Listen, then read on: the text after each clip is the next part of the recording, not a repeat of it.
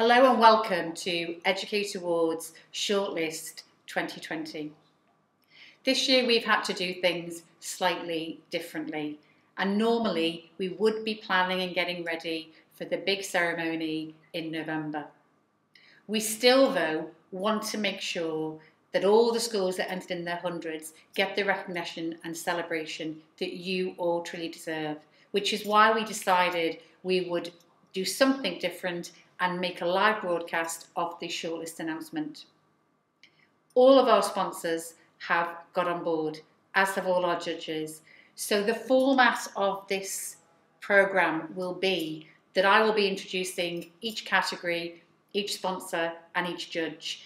And we are having an informal conversation with each of them, finding a little bit more out about each of their businesses and organisations, how they have been adapting during the lockdown, as all of our schools and teachers have. We're really excited for all of you schools to find out who the shortlist is this year. So without further ado, let me go straight to the first category and begin the first ever live broadcast of Educate Awards shortlist announcement. First up, the Communication Award, sponsored by CPMM Media Group. Now, the Communication Award has always been a really popular category with schools, and this year even more so, no doubt because communication has been pivotal for schools and colleges during the lockdown. Now, here to help announce this year's shortlist is Ellie Adshead, who is Senior PR Executive from CPMM Media Group. And I'm going to cross over to Ellie now and say hello. Hello, Ellie. Hi. How are you? I'm fine. How are you, Kim? I am fine. And this is wonderful. You are the first up for announcing our first category of 21. Are you excited? Very excited, a little nervous. Don't be. Now listen, you are at the forefront of communication. You're working with schools and colleges and leaders across the region. Clearly schools have had to reshape and change their communication strategies from what they might have had pre-lockdown. What kind of things can you tell us that you've seen? Yeah, there's been a real change. So a lot of schools have now had to make their messaging a lot clearer and a lot of emphasis on safety. So whether that's within school in terms of signage or kind of outside of school with videos. So it's all about ensuring students, staff and families who are dropping them off at school, making sure that they all feel safe, really. Okay, and it sounds like that's been quite a challenge, and no doubt you've really had to work and help those schools with some of those plans. Keeping you busy. So let's not wait any longer. Please reveal who is in this shortlist for the Communication Award. Thank you. So just want to quickly say, as communication specialists, we are delighted with the way schools have been communicating to students, staff and the wider community, and you should all be very proud of yourselves. But I won't leave you in suspense any longer. So first up we have Abbottsley School in Liverpool, Buell Hill Academy in Salford, Chorlton High School in Manchester, Litherland High School in Liverpool, St Cuthbert's Catholic High School in St Helens, and the Academy of St Francis of Assisi in Liverpool. Oh, fantastic, Ellie. So we have our first shortlist in the Communication Award. Thank you so much for being our first sponsor up for announcing today, and take care, and we will see you soon, hopefully at the big award ceremony next year. Next up, we have the Outstanding Commitment to the Environment Award, and announcing the shortlist is our newest judge, Tim Lane. Now, Tim is Senior Lecturer for Geography and Programme Lead for Climate Change at Liverpool John Moores University, and I'm excited to cut straight across to Tim now and say hello. So, hello, Tim. Hi, how are you? Judge, I'm fine. How are you? Yeah, great, thank you. Great. Obviously, this was not how we planned to meet as our newest judge, but we are where we are. Yep. I know that the programme that is brand new at LJMU around climate must be an exciting, programme, albeit in the circumstances to be, starting from the university. Yeah, I mean the circumstances are hard, obviously, but climate change doesn't stop because of a pandemic, so it's great that we can still educate students at John Moores in climate change. And yeah, so far it's been great, and it's a really kind of exciting development and something that the university's put a lot of time and thought and effort into developing. So it's really, really promising. Yeah. Are you finding, because I know now obviously there's talk of careers, talk of the job market. I myself have a 17-year-old, so I know fully looking at what will be those jobs of tomorrow. Are you finding a renewed interest around climate and possibly as a subject now, that as opposed to going to university and maybe thinking about geography, that this is now a specific subject in its own right that students should be looking to study? Yeah, I mean, it's the interesting thing about climate and climate change is it's so kind of multifaceted. So you can be interested in climate and go into law, you can be interested in climate and go into physics, you can be interested in climate and go into sort of politics. It covers everything, but we sort of feel it deserved its own program because we can sort of give anyone who wants to go into any career that has anything to do with climate change a sort of solid backing in the science and the sort of societal importance of it. So even if they're going into a job which is as kind of more sideways related to climate change, they still have the scientific background to be able to stand up wherever that will be and say, no, I understand the science behind this, which is, I think, the most important thing going forwards. Brilliant.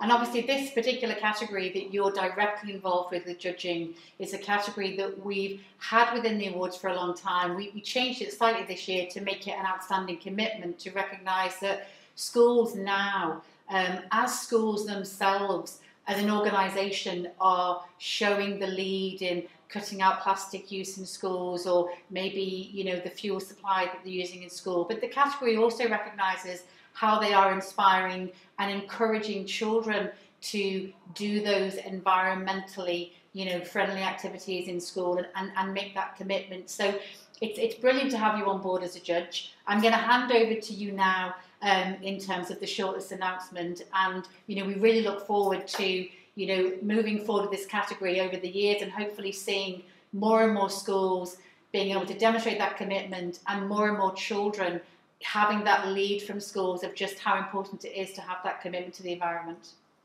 Brilliant, thank you. Yes, and just to echo that, I mean, children in schools form such a huge part of our population, and it's schools are where people's ideas and sort of morals and thoughts are founded. And it is the children who are going to have to, when they grow up, deal with what's going on at the moment with the climate and the environment.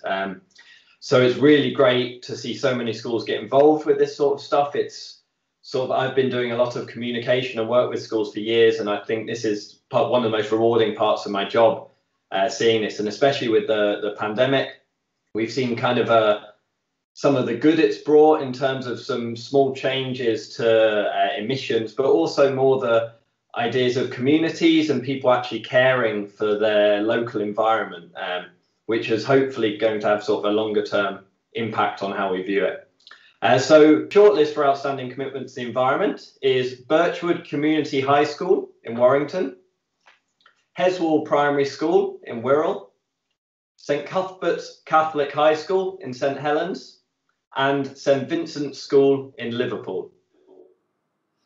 Tim, thank you so much. Thank you so much. It's wonderful to have you as our newest judge, and we're excited to hopefully see this category grow over the years. So thank you, Tim from LJMU, for announcing the shortlist in the Outstanding Commitment to the Environment Award. Third category is the Careers and Enterprise Award, and revealing this year's shortlist is James Medine, Chief Executive from Careers Inc., the category sponsor. And I'm going to cross over live now to James. Hello, James. Hi, Kim. How are you? Yeah, I'm very well, thank you. How are you? I'm very well, thank you. Thank you once again for Careers Inc. sponsoring this category, which I know we've made a few little changes to this year to include enterprise in it. When we were making those changes, we obviously couldn't foresee what was going to happen. I feel very much now that careers in schools is such, you know, an even more important area, given that we are now having the challenges economically, and the focus on young people has been around exams in the summer, But now I'm sure the focus is shifting towards the job market, children leaving school, at those various different stages of their pathways from school. You were at the forefront of that with Careers Inc.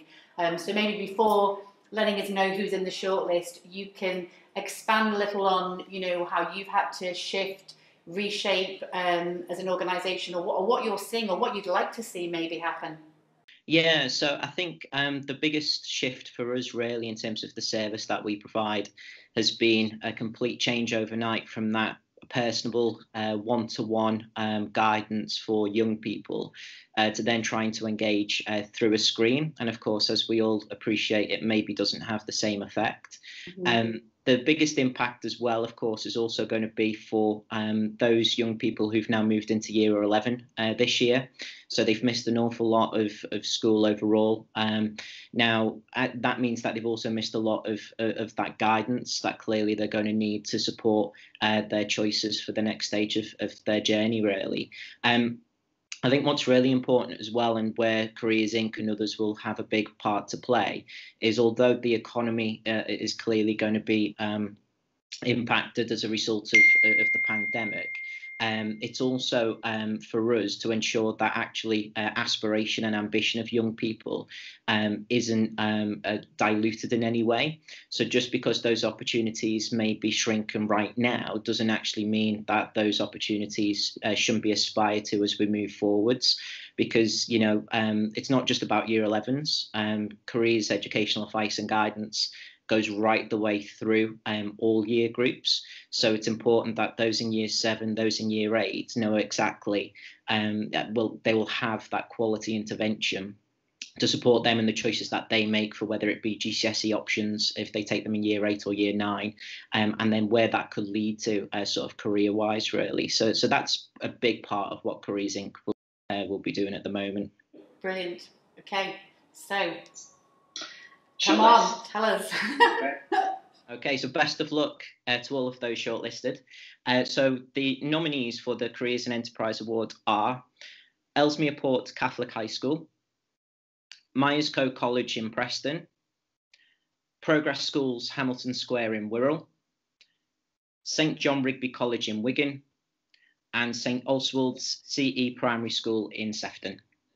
Fantastic, James, that is brilliant. And just picking up on one of your points, what's wonderful is that we've got a primary school in that shortlist, and clearly year 11 is really important, and we always focus on that year 11, that year 13 and secondary school. But actually, if we can start children in primary school thinking about careers, and we can see primary schools doing that work, that is definitely a brilliant thing to see, a primary school in the shortlist this year. Absolutely, breaking down those stigmas that may exist, particularly around certain career paths and so on, and making sure that their ambitions, their dreams are sort of supported to be able to be realised in many ways. So yeah, careers goes right the way through all year groups. So it's great to see even those in primary also nominated. But best of luck to everyone who's been nominated, and very excited to see who's going to win the award in a few weeks' time. Okay, James, thank you so much for your time. And thank you again for sponsoring this category and the work that Careers Inc. are doing for young people in developing their future careers. Thank you again, James. And again, congratulations to all that shortlist in the Careers and Enterprise Award. So now we have the Send Provision Award. And with me to announce the shortlist is one of our judges, Chris Walker, who is the regional editor for Live Network Reach Regionals. And I'm going to cross over to Chris now and say hello. Hello, Chris. Hi, Kim. How are you? I'm fine, thank you. And I can see that you're at home, so you've been working at home throughout the whole period. Yeah, we've been working from home since the beginning of lockdown, and we're still working from home till at least the new year. Okay, so that must be a massive operation covering news across the whole region, and you all working from home. It is. I mean, you wouldn't have thought that it was possible to do so quickly, because, I mean, we turned it around almost overnight, having never thought about doing it before. So, I mean, the staff have been brilliant, incredibly flexible. And although some people take to it more easily than others, the whole collective effort has been absolutely superb. Okay. Now, Chris, the SEND Provision Award, you've been a judge right from the beginning of Educator Awards, and you put in so much commitment to every single entry in the judging process. And I know the SEND Provision is one of the categories that you have always wanted to see lots of entries in, lots of diversity, and to see what schools are doing. It's an area that I know you have a personal relationship with, and with your different children of where they're working in schools across the region.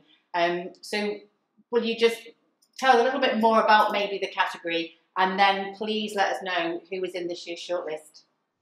Yes, certainly. I mean, you're right. I've been involved since the start. SEND provision is something close to my heart. I'm a school governor, so I see it at that level. My late wife was a special needs teacher for many, many years in a special school. My elder daughter is a teacher in a special school. My son is a TA in a special school, and my younger daughter is a teacher who has quite a few kids who need SEND provision. So I'm afraid they all followed their mum into education rather than me into journalism. It is something that is dear to my heart, and I'm delighted that the number of entries this year has increased again, and the standard is as high, if not higher, than ever. I mean, it's astonishing, some of the things that people are doing. And there was a danger, I think, during lockdown and these extraordinary times that we're going through, that people with special needs, kids with special needs, will be forgotten, and they certainly haven't been. The end demonstrate all the great lengths that people have gone to make sure that their education and their needs and mental support was all given very, very well through the lockdown. Which obviously continue. Yeah. So the first one is Bickerstaff CE School in Lancashire. Okay. Finchwoods Academy in Knowsley. Netherton Moss Primary School in Sefton. St Peter CV Primary School in Bolton. The Barrow RC High School in Manchester. And finally, Wargrave House School and College in Newton the Willows. Okay, Chris, thank you so much. A real mix geographically, and once again showing that mix as well of the SEND provision taking place in mainstream school and the specialist schools across the region. So excited to find out when we finally get our award ceremony, hopefully at the beginning of next year. But thank you, Chris, for doing the honours of announcing the category shortlist for SEND provision. It is now on to the Innovative and Creative Literacy category. And to announce the shortlist in this category this year, I'm delighted to have with me Sue Cronin, who is Head of Teacher Education at Liverpool Hope University. So Sue, hello. Hi. Hi. Nice to see you. How are you? Good. In strange times, but I'm really delighted to have this chance to be part this year, particularly. Given how hard it is at the moment out in schools, it's really nice to be part of something that's positive and celebrating the good work. So. Oh, thank you, Sue. I know since you came on board as being a judge, you're so passionate, obviously, with the work at Liverpool Hope University and the work that you're doing with the Teachers of Tomorrow, but you always share with me your passion across all the different categories that we cover. Now, the category that we're discussing today is Innovative Creative Literacy, and we know that this is something that both the primary and secondary schools, our schools and teachers, astound us with their ability to think outside the box and be creative and engaging children in that subject. So it's probably something that you very much see within the teaching profession and training the teachers of tomorrow, of just the ways that schools have to adapt now and be so innovative, even before this lockdown period, but now with lockdown and as a university itself, the blended learning, the children not all being at home. So, how has it been going at Liverpool Hope with the new students coming in? Yeah, well, it's a challenge, but that's the great thing, I suppose, in education. You have to see the positives, don't you? Actually, we are creative. And our trainees that just left, it was amazing, some of the ideas, some of the creativity they showed. And I know that will be a real positive when they move in as NQTs into the schools. This award for me is really fabulous to be involved with because it's so important. Literacy is just the foundations, and we know the research says, you know, the difference it will make to life outcomes for children. It makes literacy key, really, and it's amazing some of the ideas and some of the ways that the teachers come up with ways to engage and inspire children who can be, you know, really struggle with some of it. So that's it's great to be involved with that. I think it has been a difficult year for schools and teachers, but they're so incredibly creative, and that I'm sure we'll somehow come out with the other side with some really good innovative practices that we keep really from through this time. Yeah, definitely. So you have the honour today to reveal the shortlist in this category. So please let us know who has made it into the final shortlist. Okay, so I have 3 lucky schools, and I'm sure it was a pretty tough decision. But the 3 through are Fairfield Primary School in Widnes, Parish Church of England Primary in St Helens, and Rainford High in St Helens. So they're the lucky finalists. Oh, thank you, Sue, so much. And great, because we've got a mix of primary and secondary, and it will be exciting to find out more as we go through the coming weeks about what those schools have particularly done that has been innovative and creative around literacy. So thank you, Sue, again. Thank you for being one of our judging panel. I know the weeks ahead are going to be tough as we try to whittle down the shortlist down to, you know, winners and runners-up.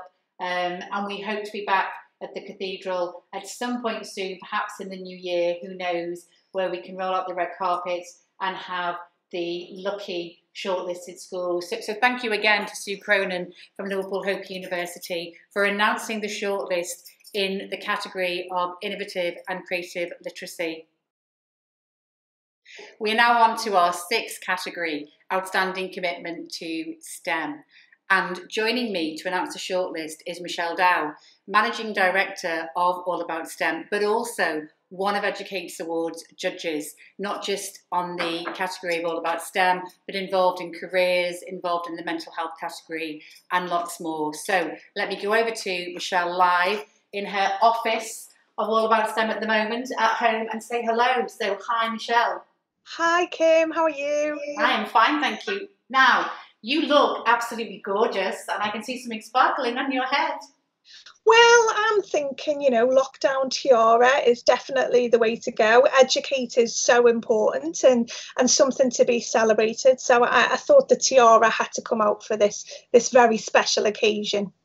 Well, thank you very much. Now, All About STEM are known across the region in primary schools and secondary schools. You've been delivering events, massive events, huge scale events, which I know maybe haven't taken place this year, but you are also working, I know, every day with schools, physically and online. So before announcing this year's shortlist, it would be wonderful to hear from you the work that All About STEM are already doing. I know you've done a lot of work recently, and you're moving more into that career side of looking at futures, which is so relevant at the moment as things change and things are reshaped because of COVID, looking at the job market and looking at where these careers are for children, which, let's face it, if you're a year 11, a year 13 student at the moment, probably seems very confusing. So tell us something about what All About STEM are planning, have been doing during the lockdown, or plans for the future,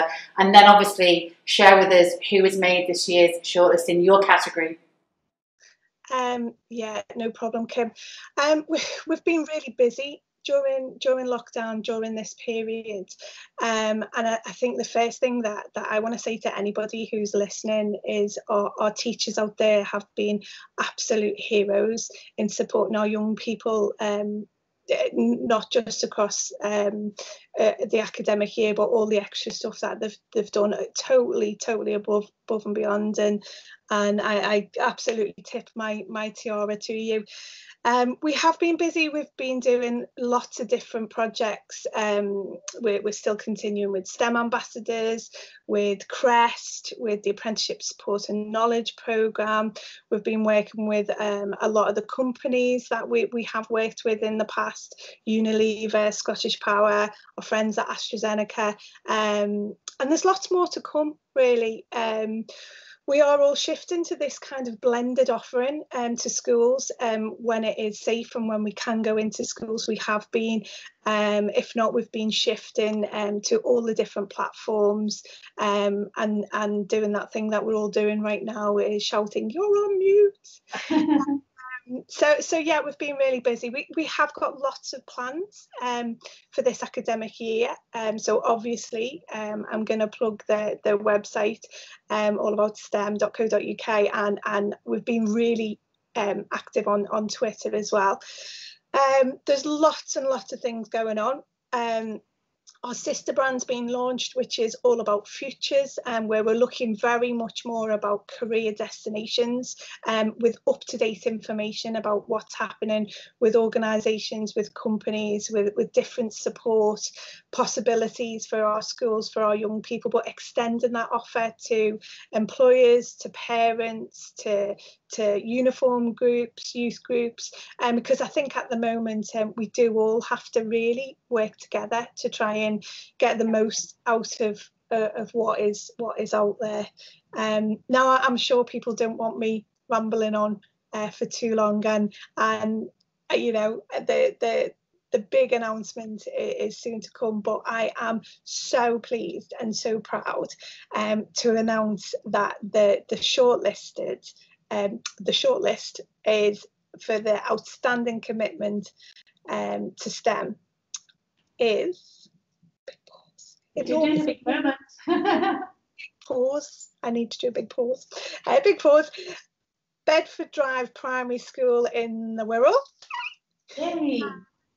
Cardinal Langley High School in Middleton. And last but not least, the lovely Mossland School on the Wirral. So congratulations to all three. Definitely winners in our eyes. Oh, that's fantastic. Thank you again, Michelle, for not only sponsoring this category, but your role as a judge as well. And we look forward to when the tiara can come back on and we can get the red carpet out and be announcing the winners, hopefully at Liverpool Cathedral in the new year. Thank you again, Michelle. Next up is the Outstanding Arts in Primary School category. And I'm delighted to have the Learning Manager of Liverpool Everyman and Playhouse Theatres with me to announce this year's shortlist. Now, this is a category that we are hugely passionate about to educate with the arts. So I'm going to go straight over to Alan and say hello. Alan, hello. Good morning, or is it? Yes, it's still morning, isn't it? Alan, how are you? How are you getting on? We're fine. As a lot of people will know, the theatres are probably amongst the last few agencies and organisations that will actually open. So I have in effect been mothballed. I've been hibernating until about 2 or 3 weeks ago. So apologies to any of the schools that we're in partnership with that I've not been in contact, but I am currently trying to contact everybody. But in terms of well-being, it's I'm fine. Great, that is brilliant to hear, because, you know, as I just said then, introducing this category, this has always been for us such an important category, because although it might reflect arts in the sense of performances on stage, although it might represent arts in the sense of creating amazing artistic installations, arts cuts through everything and educate, massively support arts in schools, and the creativity and that message of creativity and how important it is in whatever walk of life and whatever career path you follow. Now, theatres have been so impacted on during the crisis, not only from an economic point of view, because ultimately theatres are businesses like everybody else's business, but also culturally, because where people would go, and I myself, all the things that you just love to do that we've not been able to do. You know, it's not an industry that I don't think we've been talking about, but it's still an industry being impacted now, isn't it? Where it's not been as easy to adjust and manage. We know ourselves with Educate Awards, we're not able to deliver our one single event of the year. So I can just imagine that it must feel heartbreaking to not be able to have those events and shows that you would have both at the Playhouse and the Everyman and the work you're doing with schools. So I know you're going to announce the shortlist, and you're actually announcing 2 categories for us today. But, perhaps, tell the audience of Educate a little bit about the theatre, your role with schools and the arts, before obviously letting us know who's in that shortlist. Right, so thanks so much for making some key points about the role of theatre in Liverpool, in Merseyside. I mean, for many, many people, it is an important part of their lives. It helps us to have that sense of well-being, of being entertained. And in particular with schools, we welcome thousands of school children into our theatres, and we hope we programme events and performances that fit in with the curriculum, but also fit in with actually trying to give children a great time out and enjoying it all. My role actually extends beyond that, and I have been working very, very hard to try to support teachers across all subjects in primary and secondary schools and into higher education, trying to support them with their curriculum work. We've seen a decline of creativity and the decline of the arts in many, many schools, and that's been to their detriment. And so we've been working really hard to just emphasize that creativity is at the heart of the curriculum, and it will create a much more rounded, well-being person. So that's what I've been aiming to do. I am back in contact with schools. We are hopefully going to put some shows on in December. Check our website out. But yeah, that's it. I have always really, really enjoyed being involved with these Educate Awards, because while we try to support schools with our work, it's also great to acknowledge the fabulous work, and often they're unsung heroes. So it's great to have these Educate Awards, and I will be desperately, let's try and get the word right. I'll be desperately disappointed not to be in those awards at Christmas. It's a highlight of our year, and of course around about now I would be ploughing my way through lots and lots and lots of of entries, and it's fantastic to see that entries have been of such a high standard again this year. Yeah, thank you, Alan. So you now need to do the big reveal. Right, so I've got the list here. This is the exciting bit for me. So I'm going to start with the outstanding arts in the primary school. They are in alphabetical order, so don't get your hopes up high if you hear your name first. It doesn't necessarily mean you've won. So the outstanding arts in the primary school, the first school on my list is Netherton Moss Primary School from Sefton. Wonderful. The second school is Riverside Primary School from the Wirral. Fantastic. And the third school, St Oswald's Primary School, Sefton. And that, I feel like as I'm in the Eurovision here, that completes the list. Oh, that's wonderful, Alan. Great. Three fantastic sounding primary schools across the region. So a good spread geographically. We've got the Wirral, we've got, Liverpool represented. And it is wonderful to see the arts and the work that primary schools are doing to ensure that these children have these opportunities from a very young age. Now, you're kindly going to announce the secondary school shortlist as well for us. So if you can... Yeah, so... that category. Okay, so this is outstanding arts in the secondary school. Can I just add that in both cases, what we're looking for are standout shows or performances or an amazing arts project. And in all of these, it's amazing how it's not just a particular teacher or a particular department, but the whole school comes together to deliver on these. So here we go. This is, I'm pleased to say, it's because the standards were so high. This is a much longer list. And again, it's alphabetical. So first, I have Bedford High School from Lee. Next, Formby High School, Sefton. Fred Longworth High School, Manchester. North Liverpool Academy, Liverpool. And the Belvedere Academy, Liverpool. And once again, that completes an amazing list of fabulous schools. Well, look, Alan, thank you once again for being involved on the judging panel, for all that the Everyman and Playhouse do across the region. It's a privilege to be involved, and I'd just like to say to everybody and yourselves there for doing a fantastic job at Educate, please stay safe.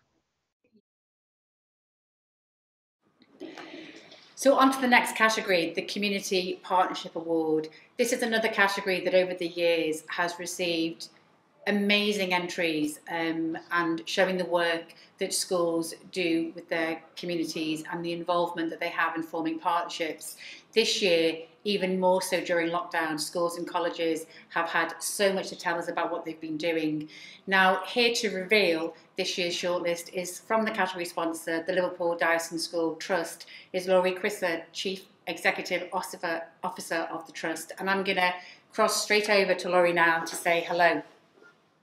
Hi, Laurie. Hi, Kim. How are you? I'm fine, thank you. How are you? Yeah, very good. Thank you. Good. All fit and healthy. Touch wood. Good. And are you working from home? Yeah, everybody. Well, we're trying our hardest to work from home to mitigate further spread, to avoid cross-contamination in our schools. But I have been really fortunate, Kim, in that I did manage to get into all of our schools in those first couple of weeks, COVID safe, of course. Brilliant. But to touch base to say thank you to our leaders and our teachers and to welcome pupils back. So oh, that's wonderful. That's so great. special. Yeah. Great. Now, the Community Partnership Award, it's an award that the diocese has been involved in as a sponsor for a long time. And as I just said in my introduction, it's an award category that has always shone a light on the work that schools are doing and the partnerships that they're forming to deliver the work of schools, and not just the work of schools, but lots of different exciting and interesting projects to the community. So although this year it's maybe a little bit different, it's not something that we haven't been celebrating. And I know that's why you always wanted to be involved with this particular category. Obviously, as a trust, you have numerous schools, primary and secondary, within the Liverpool Diocesan School Trust. And so you will be seeing firsthand, not just in terms of the changes and the way that schools have had to adapt, but also firsthand, no doubt, the outreach to the community of those schools from the beginning of the march to schools going back, and still now supporting those families and the wider community. So before you announce this year's shortlist, it would be lovely to hear a few words from yourself about the work of the Trust, or what you've seen, or schools, or any message that you would like to send out to schools at this moment. Oh, yeah, absolutely, Kim. You know, we're a trust. We're a trust of 15 primary schools and 1 secondary schools, and we are a completely inclusive, collaborative trust. And when I talk about inclusion, I mean inclusion across the wider community, not just within schools. Our trusts, the schools within our trust, we really value local. We really value what that means to be local, and we really value the differences across local communities. And we firmly believe, as you know, Kim, in the importance of local schools serving local communities and making a difference to those communities. Yes. And never before have we seen examples of what that looks like. You know, during these last 8 months of COVID, I've seen schools become even more innovative, even more connected to the communities around them, and even more sure of their roles within the community. Our head teachers becoming community leaders and working with people from all sorts of different walks of life, working with local authorities, working with regional leaders, but crucially working with families across the community, whether or not they go to their schools or not. We've seen examples of schools, yes, delivering food every day, yes, ensuring teaching continued, and you know, we have to remember that was with 2 days notice to start with. But schools across the country absolutely delivering education, because despite lockdown, we all realise that that's our core purpose, and if we can deliver that education in the community, in every community we serve, it will make a difference long term, won't it, to our young people. You know, we've had the work that our schools have done has just left me speechless, really. It's been so inspiring. We had one head teacher who delivered a washing machine to a family. Oh my goodness and me. the next day got a phone call to ask if she could come and fix it. You know, that's just how much it means, isn't it, to the community, to know that schools and leaders have got your back. And so I really feel that following the work of this year, the innovation we've seen, the creativity, the absolute commitment to what it means to being in a community, and the fact that every one of us has a role to play in that community. We've seen community cohesion as a result like no other time. I truly believe that. And I think our schools in LDST and the schools that, you know, have entered for this award have got so many examples to show that. Yeah, definitely. So yes, we have sponsored this award for a long time, but I think this year, Kim, more than ever before, is an opportunity for us to really celebrate the amazing work that our schools do in partnership. And that's the key word, isn't it? In partnership with our communities. Yeah, brilliant. Thank you. So now you have the task of the big reveal. Here we go. So there were, as usual, a huge range of really worthy entries in this category, the category of the Community Partnership Award 2020. And all of those entries, you know, real excellent examples of how schools and colleges have developed those close community partnership links. But we're really looking for the very best partnerships that will have real impact on communities, families and children. And so the judges have decided that those projects with a real impact, the shortlist is Gattaca School in Liverpool, Progress Schools on the Wirral, the De La Salle Academy in Liverpool, and Wargrave House School and College in Newton-le-Willows. Absolutely fantastic. Thank you again to the support of Liverpool Diocesan School Trust as well, to the awards and for this category, and for you joining me today to make that announcement. It's really appreciated. And stay safe with all the team and all your schools in your trust as well. The 10th category is Mental Health and Wellbeing Award. This category was a brand new category last year that we introduced, and we were inundated with the number of entries that we had. It blew the judges away, as well as all the team at Educate, because we really found out what schools were already doing inside schools around mental health and wellbeing. This year, not surprisingly, with the crisis of lockdown, we have once again seen how schools have responded and the depths and breadth of work that they are doing. Joining me to announce this year's shortlist is Leslie Martin-Wright, Chief Executive of the Knowsley Chamber, who is one of our panel of esteemed judges. Hello, Leslie. Hello, Kim. How are you? I'm fine, thank you. How are you? Yes, we're doing okay. You're doing okay. And working from home, it looks like?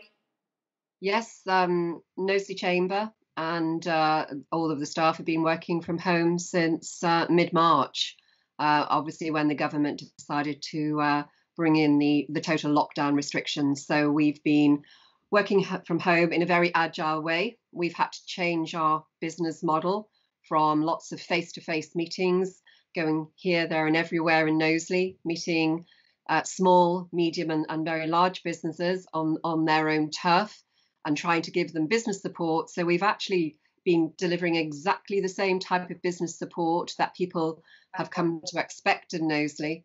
But we've been doing it remotely from home. I have to say, within the first few weeks of lockdown, we had a tsunami of businesses calling us because they were in distress. And over the last few weeks and months, I think what's become very clear, mental health and well-being is one of the, I suppose, the key results. The impact of COVID has really not only affected our economy, our jobs, the people, but also the mental health and well-being. So when I was asked to say the shortlist for this award, I actually felt I was bowled over, because I think Educate has always been ahead of its time in terms of striving to meet the education for today's needs, but also the future. You've got that real vision for what we want to achieve for our young people. So, and last year, as you say, when you actually brought this in as a brand new category, we received so many applications.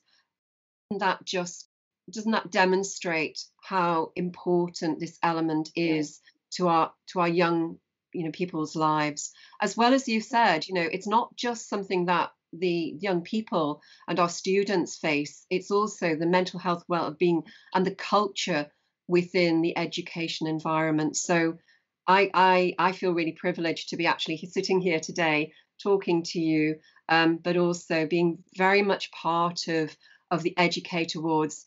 So whatever you're doing, Kim and your team, just keep doing it, because we absolutely need this sort of focal point on education. I don't want to lose this generation of students who are working really hard despite massive challenges and pulling out all the stops to achieve what their ambition is, that what they want for their own future in terms of education. And again, I commend all of the staff within schools for really working so hard to help those pupils who've had to do remote working like me, and I haven't got exams to sit at the end of this. That is the reality of it. But all I would like to say is, talking and working with the employers that I do in Knowsley, they are also desperate to help young people who want to maybe go and work as apprentices, maybe need to talk to businesses doing virtual, this is my job, this is how I got into it. Mm-hmm. So if the Chamber can actually help in that regard, I've got a raft of business owners who are more than happy to spend their time talking to pupils about the world of work, and hopefully giving more insight into what the future holds for our young people. So hopefully that gives you a little bit of a flavour of where I'm at this moment in time. It does. I mean, you have been, as I say, a judge for a long time. You've judged across lots of categories. The mental health and wellbeing was a new category last year. We didn't necessarily anticipate the level of entries that we would have. It represented for us and showed everybody what schools were already doing. Clearly this year, some of those entries have been very much about what those schools have done during lockdown, and now going back in, with schools being open, for wider students from September. But I think the other point you're touching on of that bringing together the business and school, because, when you're already working, you feel as though, well, I've passed through those challenges, so you're in your job. But when you've got children there in front of you, you're thinking, what jobs are they going to do, and what are they feeling at the moment? The support is there for the mental health, but are they worried? What are some of the fears that they've got of where are they going to go and work? So I think what you're putting out there from Knowsley's point of view is fantastic to hear, because students probably need to speak to real people in real jobs and find out, this is what this job is, will you possibly like it, so that they can guide them and have some sense of direction at the moment when there's so much other uncertainty that nobody can control, and that nobody can say to them, they will sit exams next year, or they won't sit exams, or they will be going to university, or they won't be going to university. So hopefully, people will get in touch with the Chamber and some new relationships can form with schools. So I know this is a category that you feel very privileged. We're very privileged to have you as a judge. So please reveal the shortlist for this year's Mental Health and Wellbeing Award. Oh, I feel as though there should be a virtual drum roll as I'm doing it, but I will. I'll go like this on the table. Okay, on the shortlist, in no particular order, the first school that has been shortlisted is the Belvedere Academy in Liverpool. Thank you. Second on my list is Evelyn Community Primary School in Knowsley. Third is Fairfield Primary School in Widnes. Fourth is Our Lady of Walsingham Catholic Primary School in Sefton. And last, but by no means least, is the Hollands based in Lancashire. So I just want to commend you, because I know that this was a really, really difficult and tough task to get to the shortlist. I'm just so excited for you. Congratulations to get this far. And I really can't wait till we actually get to the Educate Awards now. I feel so excited. Thank you. Up next is Outstanding Commitment to Sport in a Primary School. And this is a category that we know schools have had to very much adapt to. It's taken a different face to our normal entries. We've still got those incredible entries from primary schools talking about the extracurricular, the above and beyond way that they are delivering sport to their children. But we've obviously also seen a shift from perhaps some of the team competitions to more individual sport in a virtual way being delivered at home. Our sponsor of this category is Liverpool School Sports Partnership. And Adela Dando is here with me today to announce that shortlist. Adela is Partnership Manager at LSSP, and they are so well placed to talk about this category because they are at the forefront delivering sport and supporting primary schools in the region. So Adela, hello. Hi Kim. How are you? I'm good, thanks very much. How are you? I'm fine, thank you, I'm fine. Now Adela, we know with sport over the years, we've had incredible entries in this category, and most of those entries have told us and talked to us about their high quality of sport delivery involving as many children as possible and encouraging them to be physically active and engaging them in competitive sport.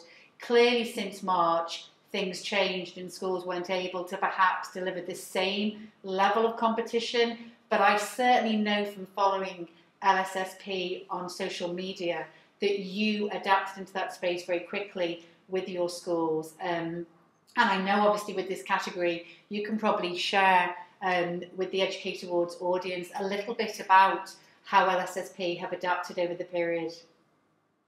Yeah, so indeed, like you say, we had to adapt really quickly. All our staff were still working, but albeit remotely and from home. We still had some staff, the coaches that were working with the vulnerable children in the hub sites, but the majority of the staff were working from home, and the competition team were thinking of different ways to engage our schools. So we put on virtual competitions. And we did that along with our Merseyside network. So it wasn't just Liverpool. So whereas schools, if they were coming to our face-to-face competitions, they would mainly be with Liverpool schools. It actually was a bonus now that they were taking part and entering competitions that were virtual, but indeed across Merseyside as well.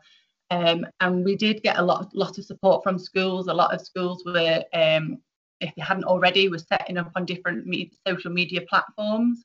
And sharing, practicing what they were doing with the children, and then obviously uploading, if they were doing a speed bounce, for example, or keepy uppies, uploading those videos onto Twitter and things, and that enabled us to stay connected with them and engage with them, and hopefully then obviously still supporting them in different ways possible.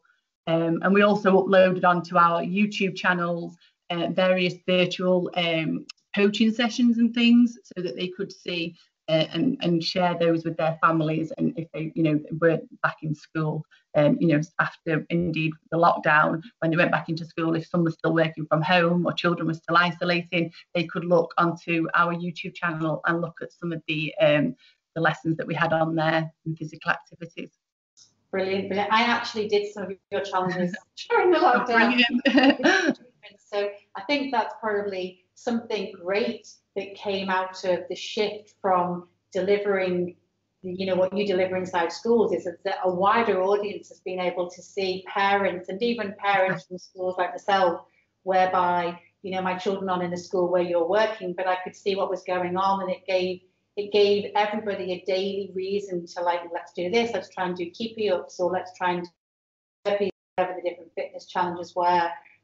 So fantastic. Now we know that sport is so important to children, both in terms of physical and mental health, and clearly this is a category that LSSP are totally passionate about in terms of your delivery, and it's always one that is fiercely competed over.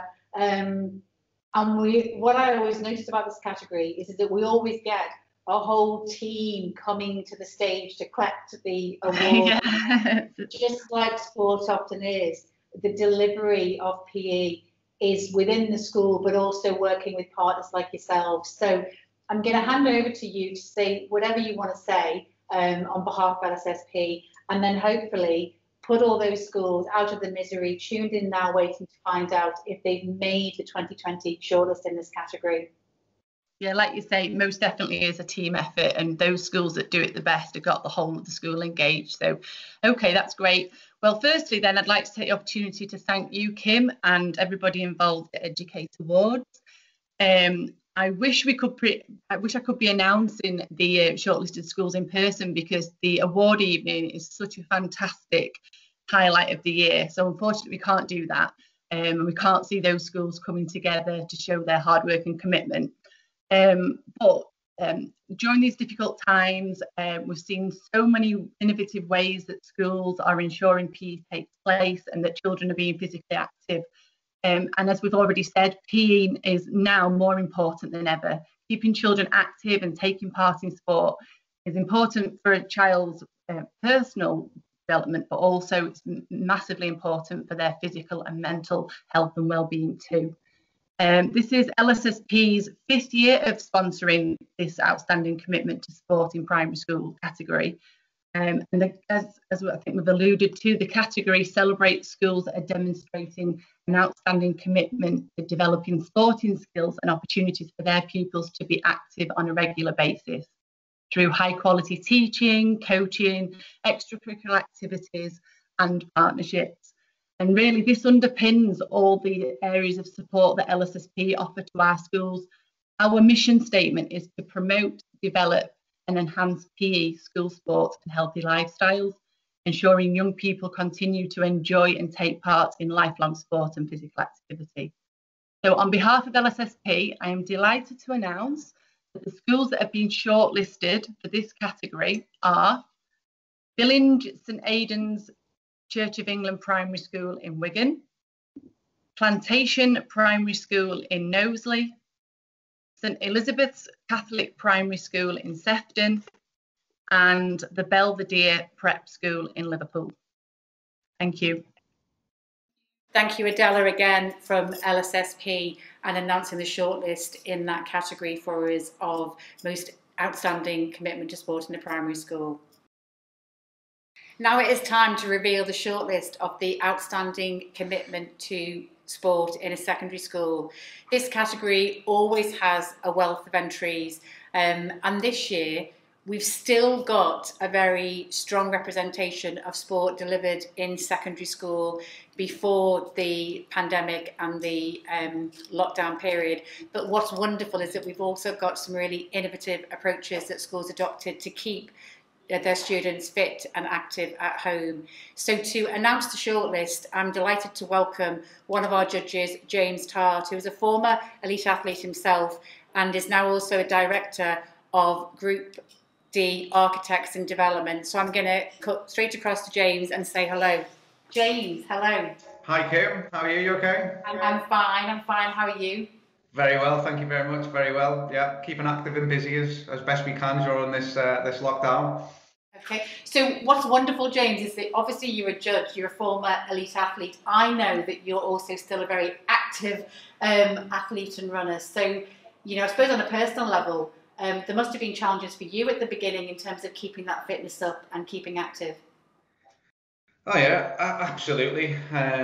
Obviously during the first lockdown, you know, everything was closed, gyms, the rules were difficult in terms of staying active with regards to your training groups, and it really did have an effect on not only my running but also the running within the local community.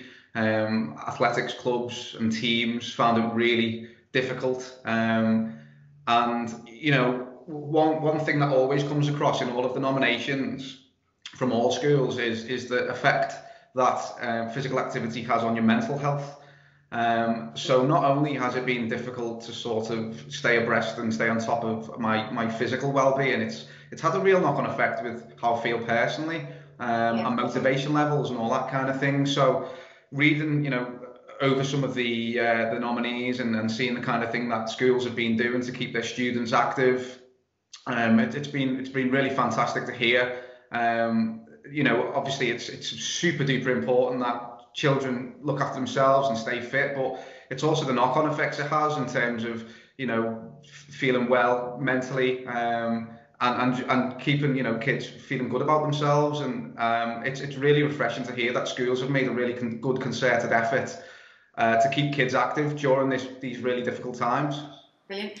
And I know, James, you know, you put such a high bar on this category, and, you know, probably for a lot of our schools and audience, they maybe don't see the work that judges go in, but I know you always find it hard, really, to kind of get between the different nominees, because they're all such a high standard. But I know that you look particularly for that gold standard because you've been through school yourself.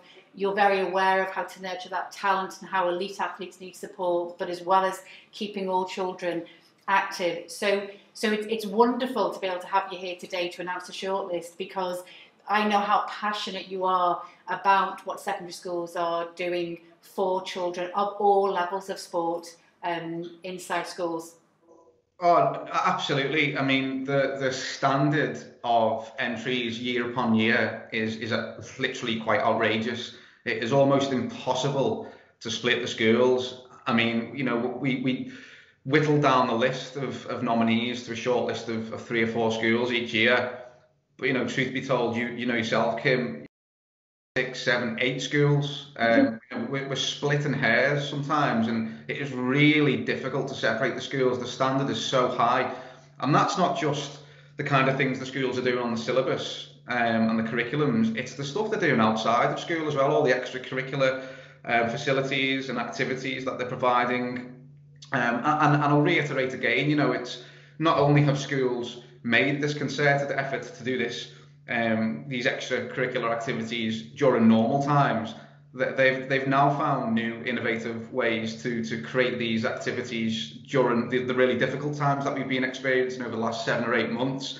So, you know, the high standard has been maintained even during these difficult times, and it's made our job as judges no less difficult, you know, whittling the list down. So what I would say to schools that haven't made the list is, you know, keep doing what you're doing, keep submitting your applications each year, because it is so difficult to whittle the numbers down to 3 schools. And just keep, you know, keep up the great work would be my message. Keep doing what you're doing, and, you know, it's a great benefit to all the local children in the Northwest. Yeah, well, that's a great message, and as you say, because the physical activity links so strongly to the mental health as well of students and staff. So you now need to reveal who was in the shortlist. Come on. Well, absolutely. So, yeah, we've whittled down the list to 3 absolutely outstanding submissions, and the list this year for the outstanding commitment to sport in a secondary school for the year 2020 is Hope Academy, Rain Hill High School in Knowsley, and the final school on the shortlist is Ridgeway High School in Wirral. Fantastic. Congratulations, guys. Brilliant. Thank you so much for revealing this year's shortlist, and brilliant again. We've got different schools in different parts of the Northwest, and it'll be exciting to find out when we do hold Educator Awards final ceremony to announce the winners. Yeah, not an easy job to decide who's going to be winner and runner-up, and I know you're going to find that particularly hard, as you always do. As always. The next award category is the Leadership Award, sponsored by Satis Education. And I have with me today Helen Stevenson, who is a director of Satis Education, to reveal this year's shortlist. Helen, hello, how are you? Hi Kim, we're fine, thanks. How are you? Good, all fine, all fine. Now, leadership, such a strong category year on year, and such an important aspect of the awards to recognise that whole leadership team, and an area of schools that was strong before and represented in the categories this year are lots of leadership journeys that talk about successes that started before the current crisis. However, I'm aware through those entries and from working with schools ourselves that the shape of leadership has almost had to change and become very operational and very different to what it was before to respond to the crisis and the different needs. You're at the forefront of that as Status Education, working with schools. So before you're going to reveal the shortlist to us, it would be wonderful to hear from your perspective what you've seen, how you've been able to help support those schools with the very pressing needs that they've got as organisations to continue to be the amazing and successful places that they are for our young people. Well, Kim, I think it's often said that no organisation can outperform its leadership. And we certainly believe that's the case in schools. And we've continued throughout the pandemic to support schools and trusts with their recruitment needs. We were really fortunate that we were able to move straight away to online interviewing, and we've made some fantastic leadership appointments. But I think what's also important to acknowledge is the past year has seen colleagues at all levels in schools step up in ways they never expected to in order to support all of our children and young people through the pandemic. And certainly at Status Education, we are really grateful to them for that. But we can't forget that those staff have been able to do that because of the relentless support provided to them by their school leaders. And so on that basis, at Status Education, we just want to take a moment to acknowledge the efforts of all leadership teams across the region, just to thank them for everything that they've done in what's been a really, really difficult time for everybody. Oh, thank you, Helen. They're really wonderful words. But with regard to the award, the Leadership Team of the Year award, what we're specifically looking for is a leadership team that can demonstrate outstanding outcomes against all key performance indicators in the 1920 academic year, not just the challenges that they may have faced through the pandemic, but the ongoing improvement. We're looking for a team who can really evidence the impact of their efforts. And so on that basis, it is my honour to announce that the shortlisted schools for the Leadership Team of the Year award are Archbishop Blanche School, Liverpool, Parish Church of England Primary School, St Helens, Penketh High School, Warrington, St John Fisher Catholic Primary School in Knowsley. Thank you to everybody who submitted a nomination, and congratulations to those who've been shortlisted, and we wish you good luck. Helen, thank you once again for the team at Status Education and for announcing this year's shortlist into the Leadership Team of the Year. Thank you. Now it is on to the School Governor of the Year category, and this for 2020 is a brand new category. Over the years we've recognised teachers, we've recognised school support staff, but we've never had a dedicated award that recognises governors, and through people feeding back to us and asking us when we would introduce a category, this year is that year. So I'm really excited to introduce one of our long-standing judges who's been with the awards from the beginning, Gary Miller, Deputy Mayor Council of Liverpool City Council. And I'm going to join Gary now live on a call because he is going to announce for us our first shortlist of the brand new category for School Governor of the Year. Hello, Gary.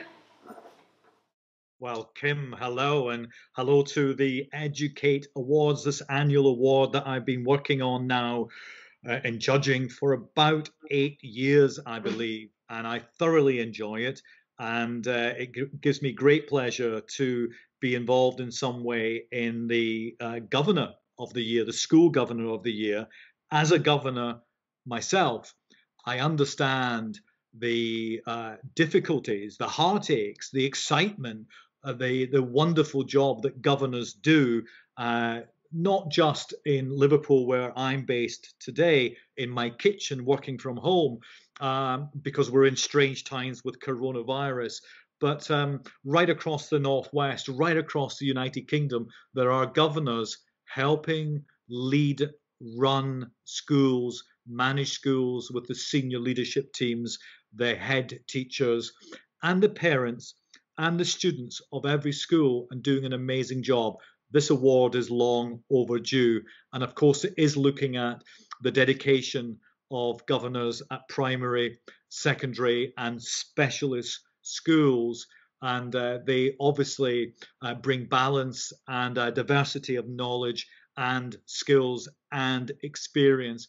And it goes way beyond their voluntary role as governors. So, as I say, it gives me great pleasure to announce the School Governor of the Year shortlist. And shall I do it now? I think you should, yes. I feel like there should be a drum roll, etc. So remember, this is a shortlist, and in no particular order. First one is Father Harry of the Parish Church of England Primary School in St Helens. And please forgive me if I mispronounce this name, but to Kate Parliet from Queen's Park High School in Chester.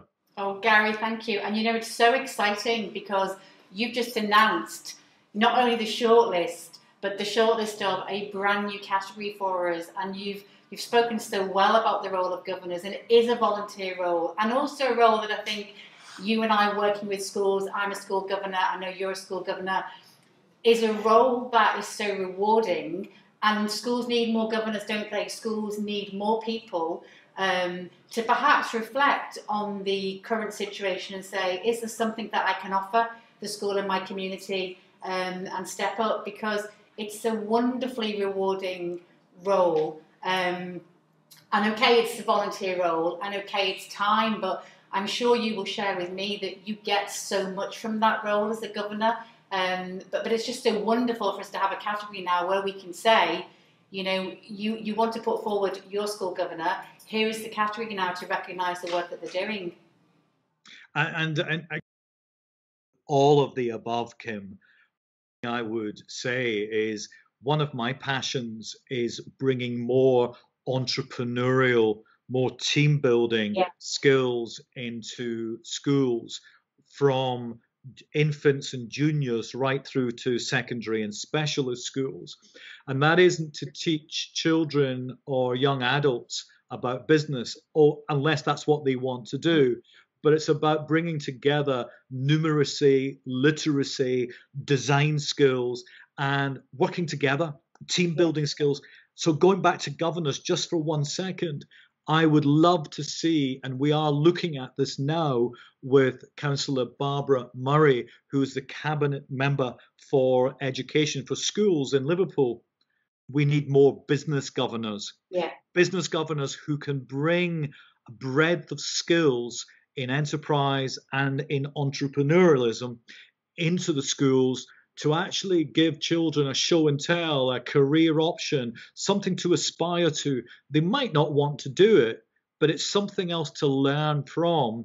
And actually, I want to see more of these kind of competitions. And I know that every year, the Educate Awards recognises enterprise and schools as well. But can we have more governors in schools too, to bring that extra knowledge to the school? Yeah, I think we certainly can. And thank you again for announcing that shortlist. And I think I will just echo Gary's thoughts there, because we do need school governors, more school governors. And if we can use this platform of announcing the shortlist in this brand new category to say to people out there, please step up. And yes, if you're working in business, you really do have something to offer schools. And perhaps out of this category, we will also draw attention and raise the profile of governance in schools and how other people outside of schools can get involved. So, Gary, thank you once again.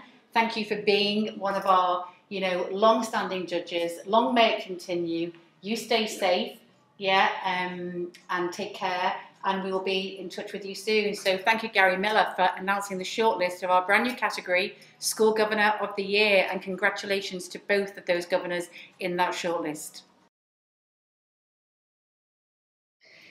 Now it is time for Teacher of the Year category, and this category needs no introduction at all, especially this year.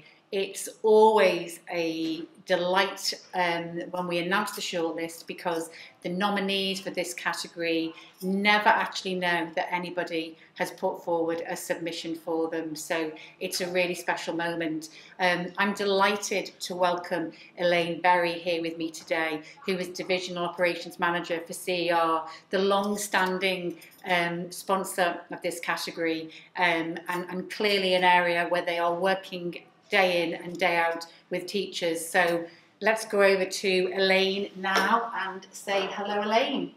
Hi, Kim. Hi, how are you? Good, thank you. Good to see you.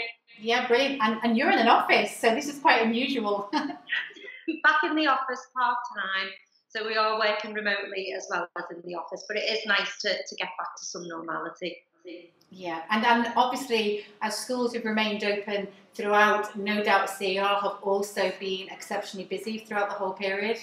Absolutely, yeah. I mean, we continue to support the hub schools right the way through the lockdown period, as well as obviously furloughing all of our temporary staff as well. That was a priority for CER education. So it has been a busy 6 months. Yeah, and now are you finding it coming back with the new academic year, fresh challenges, or just continuing on from before the summer or during the summer, I would imagine as well? Absolutely. I mean, we've come back in September, and I mean, it's been extremely busy. A lot of new challenges for us all in terms of dealing with all the COVID regulations, the guidelines, and the isolation periods as well. But we've been supporting our schools since day one, since the schools returned. So. Oh, fantastic. Now, this category, as I said in the introduction, it needs no introduction, because if you're going to have awards around education, you've got to be recognising the teachers, which we've done from day one. It's always a tough category to judge. And as I touched on then, it's always a wonderful category, even announcing the shortlist, because you know that the people that are in that shortlist have no idea that anybody has even submitted a nomination for them. So you have the wonderful job now of telling us anything that you'd like to share with us about CER and your role in teachers. And I know your passionate support for this category, and most importantly, the long list of shortlists that you will be announcing too. Okay, I mean, this is the 5th year that CER have been the sponsor of the Teacher of the Year Award, and I personally am extremely proud of that.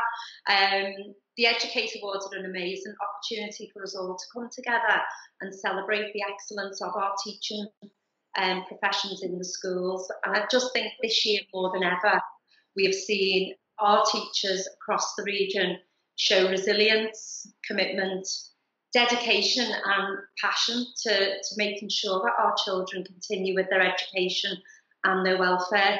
It's actually been really heartwarming to see how much the communities have pulled together since the schools went into closure, and it's nice to see them back open again.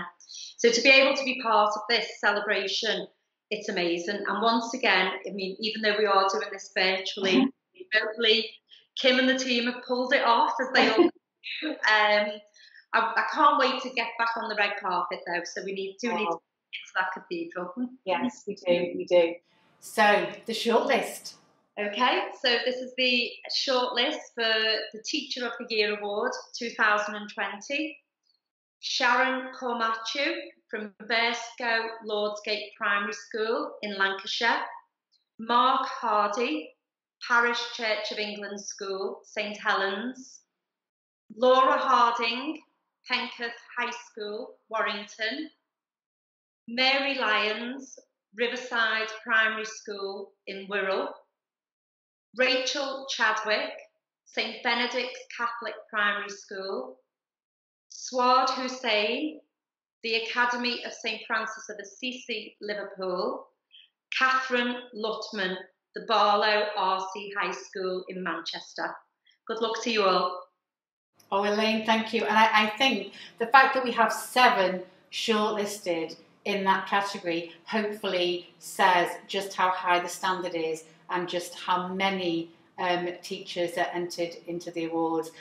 I will just say again, I am really looking forward to meeting you again on the red carpet. It's a wonderful award to present because We've seen all manner of celebrations over the year, and I'm sure when we get back to the cathedral, it will be no different. So thank you, Elaine, again, and thank you for all the team at CER for sponsoring the Teacher of the Year category, where we now have our shortlist of 7 teachers, and congratulations to them all. Up next is the School Support Star category. Now, this category is a wonderful category because it shines the light on all the people working in our schools who are not necessarily always front-facing. So it could be, you know, a site manager, it could be the business manager, it could be the catering staff, it could be the cleaning staff, it could be the receptionist. There are so many people supporting our schools day in, day out. It's always a wonderful category on the evening of the awards itself to see the nominees firstly be sitting there having been nominated and not knowing that anyone's made a submission for them, and secondly when the winner is announced. Now, joining me is Michael Heverin, who is co-founder and director and CEO of Supply-Well, and they are sponsoring this category. So I'm going to join Michael now, and he is going to be doing the big reveal. But first of all, let's say hello, Michael. Hi, Kim. How are you? I'm fine, thank you. How are you? Good, good. Thank you very much. I would imagine you've been very busy, even throughout lockdown, with the work that you do with schools. We have, yeah. It's to be honest with you, it's busier than we anticipated, but it's just fantastic to be able to help the schools that we work with and really kind of add value to the good work that they're doing. Yeah. Now this category over the years, it's, you know, we have Teacher of the Year, and Teacher of the Year is in itself a wonderful category. The School Support Star is that category where, and I've shared this with you in other conversations, the beauty of it is we get the most wonderful submissions from leadership teams and head teachers who want to recognise those staff in the school who are helping that school operate and function day in, day out, and supporting students from teaching assistants in schools to receptionists to the pastoral care team in schools that come from all different walks of life and help children and students day in, day out. So I know it's an area that with Supply-Well and your ethos as an organisation is so important to you. So I'm going to hand over to you. You may want to say some words yourself about the category and the, you know, invaluable work that Supply-Well do with schools. And then obviously we will all be waiting to hear the shortlist when you reveal that for us. Thanks, Kim. I think as a former teacher and leader myself in schools, I've seen firsthand the incredible work that support staff do, and they literally really are the lifeblood of our school communities in terms of just allowing schools to run and to function. And what they do and the work that they do behind the scenes and go under the radar can often, not intentionally, but sometimes be a little bit kind of either taken for granted or forgotten. And I think this is such a fantastic opportunity to, as you say, really shine a light on the absolutely brilliant and selfless work that those people do day in, day out, and from inspiring children, assisting teaching staff, through to fixing boilers, whatever it is, answering phones, that really allow schools to operate and function, especially even now in a difficult situation that we find ourselves in. So something that's very close to my heart, and with Supply-Well, we really fight to keep teachers and money in education, and certainly the more money we can help schools save, then that absolutely kind of protects and really allows school to embrace support staff within their school communities. So for us, yeah, it's a worthwhile award, and we're very proud to be associated and to support Educate and this award in particular.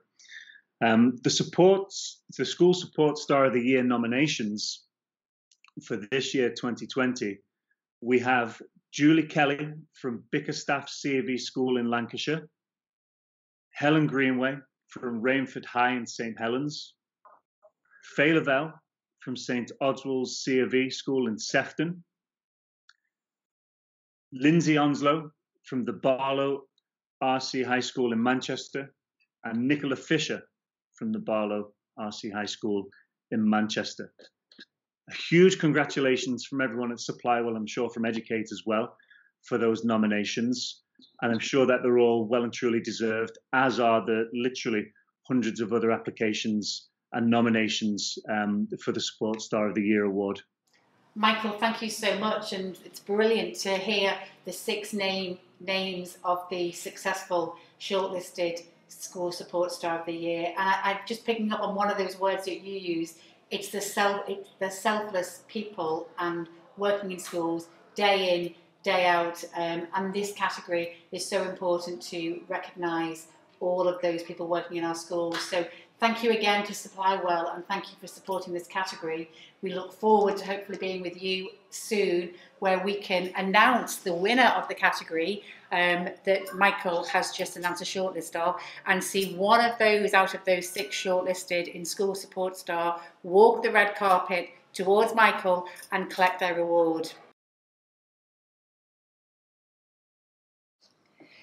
Now it is on to the most inspirational categories, and the first one is a brand new category which is going to recognise the most inspirational alternative provision in schools.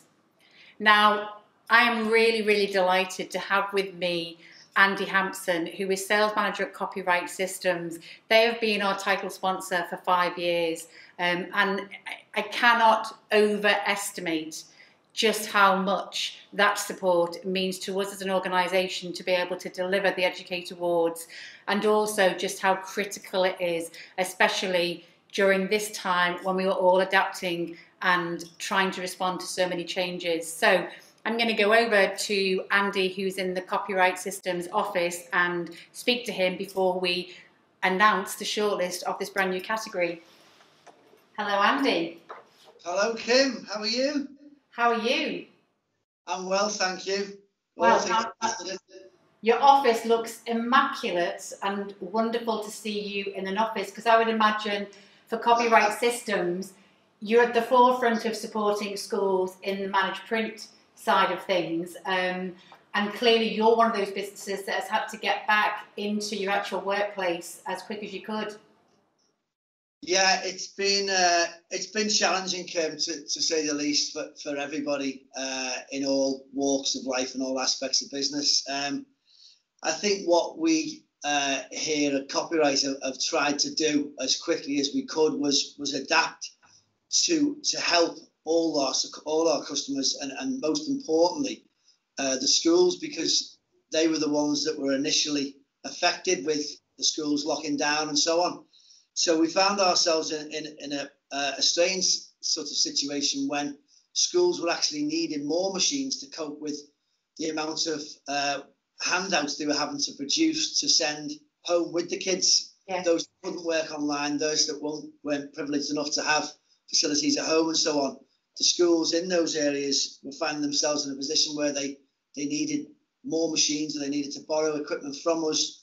So we lent a hand wherever we could. So yeah, it's been challenging, and then obviously the schools eventually then closed and things went quiet, and engineers were furloughed and so on and so forth. So we've all felt it across the country in lots of different ways. And I think the main thing is to focus on everybody that is as safe and well as they can be. And we just try to adapt with what we can, wherever we can. And hopefully things steadily or slowly but surely getting back on the right track. Although this week saw a little bit of a dip to that, but hoping that we'll be able to start the other side of that soon. Now, Andy, you're a really innovative business, and you've described obviously how you were able to respond quickly. And I know from speaking to teachers, I know when they were hand delivering to hundreds of their students learning packs, it is thanks to businesses like yours that have been able to be there, be able to respond quickly and enable schools to continue to help with the learning of the students. Now, I know from conversations with you that as that very innovative business, you're now responding in a different way, aren't you? So before you announce the shortlist of this brand new category for us, it would be great to hear, what are schools doing now? And obviously we know that there's a blended learning approach. We know that children are at home if they're self-isolating, they're having to learn. We know that teachers are having to deliver lessons in classrooms. We know that they are still having to give out to students printed packed because not everybody has access to the online world that we live in now. But I know that you've got some exciting things that you're involved with schools in terms of your other products. Yeah, well, obviously, as discussed earlier, we're heavily involved with, producing those packs because our equipment helps the schools to do that. But I think more importantly at the moment, you've only got to look at how you and I are communicating this afternoon. Yes. These interactive boards now, in any shape or form, are a massive integral part of every school and every classroom almost. I would say between 80 and 90% of the schools that we visit and we supply have at least one of these boards in every other classroom. So, you're talking some schools with as many as 20 high schools, and in high schools rather, and primary schools as many as 5, between 5 and 10. So we've sort of jumped in with this, and we're sort of massively involved with a new supplier called i3, and they're unique in the education because it is a supplier that offers an 8-year warranty with all of their equipment. So there are obviously other competitors which we can't name names for, as you say on television, but they can't offer that. So we are unique in the fact that we can. They're very, very competitively priced, and the quality is unbelievable. We were hoping to have one as a bit of a showpiece at the cathedral when we eventually get there, so that will be available to view, and some sort of competition that we were going to launch as well for all schools that are nominated in this year's awards. So, I mean, look, everybody knows what an interactive board is. Without going through the spec of them, we've got other things, more important things to discuss, but these things have an 8-year warranty, which nobody else in the marketplace has.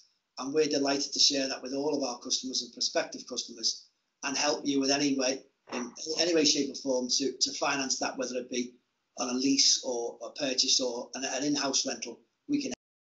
So if you're interested in anything like that, we can share any information with you. Well, Andy, that's wonderful, and it's always you're already doing an amazing thing by supporting Educate Awards, and as I said at the beginning, you've been doing that for 5 years.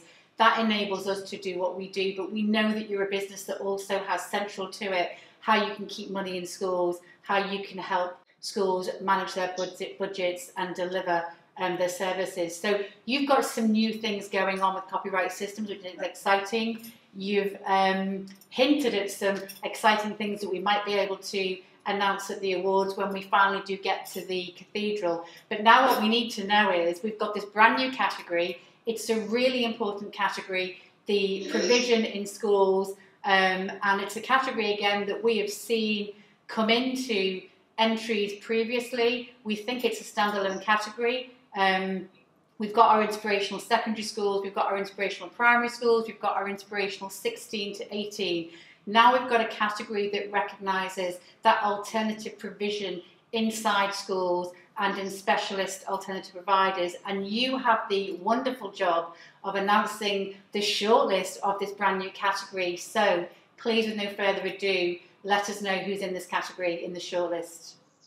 Indeed, Kim, and I just would like to add that I am incredibly proud to be announcing this shortlist because I think it's a very, very worthy award and an eagerly anticipated one at that. So without further ado, the nominees are as follows. We have Leasowe Primary School on the Wirral, Progress Schools from Toxteth in Liverpool, Queen's Park Primary School in St Helens, the Three Towers Alternative Provision Academy in Wigan, and the last nominee for this category is the Wirral WRAP, that's WRAP. Thank you. Stay safe. Good luck getting out these innovative solutions to schools in how you diversify as a business, and we really look forward to being back on that red carpet in the cathedral very soon with you and all the wonderful team at Copyright Systems and Rico. The shortlist for the most inspirational 16 to 18 education provider is next on the list. And here with me today to announce the shortlist is Andrew Cooper, who is School and College Account Manager at LJMU. in Liverpool, and they are the sponsor of this category. So I'm going to join Andrew now on our call and say hello, Andrew. Welcome to the Educate Awards first ever virtual shortlist announcement. How are you? Hi Kim, I'm not too bad. How are you? I'm fine, thank you, fine. And I can see, I think you're working from home. Yes, I've upgraded my office yesterday. Brilliant. Now, obviously LGMU, you've been a sponsor of this category for a long time.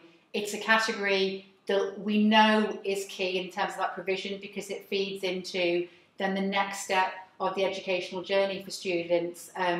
Clearly, there's been lots of talk about schools in terms of the delivery of education for children during the lockdown. We've had lots of conversations with different people about, or seen in the news, the challenges of universities in delivering learning for students starting in September.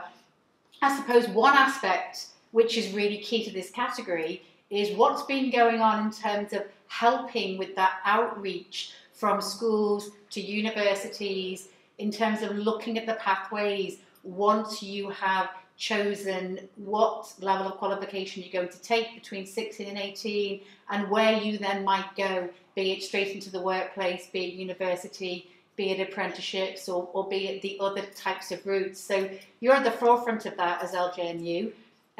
We know obviously you're a university in the region, we know you've got those students, but perhaps tell us before announcing the shortlist of this category how you've had to shift and adapt and what you're trying to do and some of the challenges that you are managing at the moment in that outreach work with our students at 16 to 18.